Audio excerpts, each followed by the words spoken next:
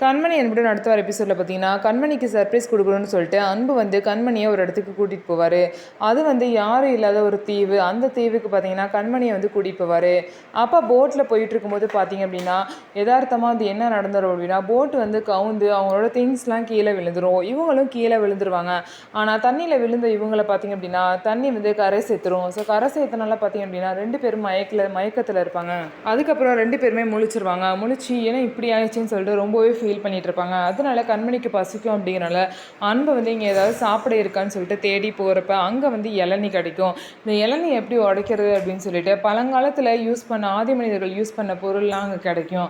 அதை வச்சு பார்த்தீங்க அப்படின்னா அந்த இளநீ எப்படியாவது உடைக்கலாம் அப்படின்னு சொல்லிட்டு ட்ரை பண்ணிட்டு இருப்பாங்க. வீட்டில் பார்த்தீங்க அப்படின்னா அன்போட அம்மா வந்து இன்னும் இவங்களுக்கு கால் பண்ணால் சுவிட்ச் ஆஃப்னு வருது அப்படின்னு சொல்லிட்டு பயந்துக்கிட்டு புலம்பிகிட்டு இருப்பாங்க.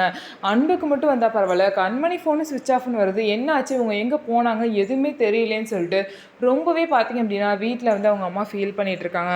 அவங்க அம்மாவுக்கு வீட்டில் உள்ள எல்லாரும் ஆறுதல் சொல்லிட்டு இருக்காங்க.